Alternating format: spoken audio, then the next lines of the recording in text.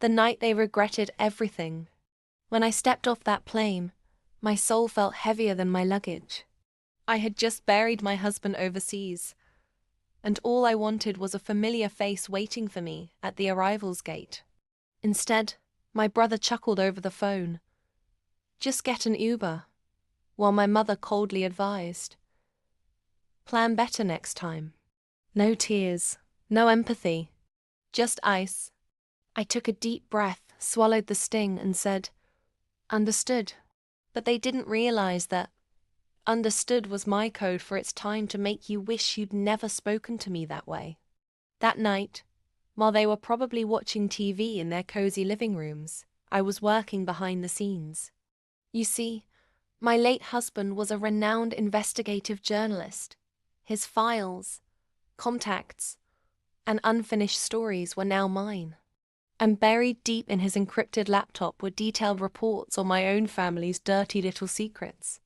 Turns out, my oh-so-perfect brother had been embezzling funds from his company for years, and my pious mother, she'd been involved in a real estate scam that left dozens of families homeless.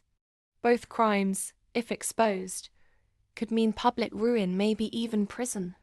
By midnight, I had packaged the evidence into a clean, airtight story and sent it to a trusted news anchor my husband once worked with.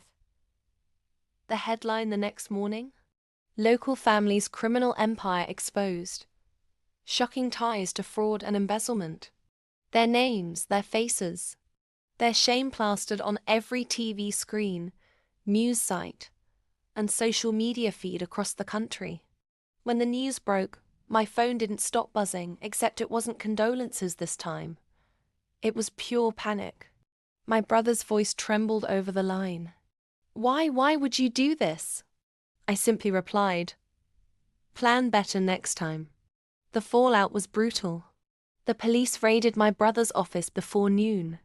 My mother's so-called charity fund was frozen, her smug smile replaced with the grey pallor of someone who just realized the game was over.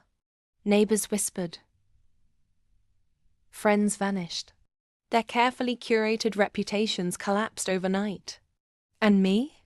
I booked a first-class flight back to the serene little town my husband loved, sipping champagne as I watched their downfall unfold on the in-flight news. For the first time in weeks, I felt peace. They had taught me a cruel lesson at the airport, that family isn't always there when you need them. I simply taught them mine. That loyalty is a two-way street, and payback takes the express lane. So, if you've ever been wronged and told to just get over it, remember you can. You will.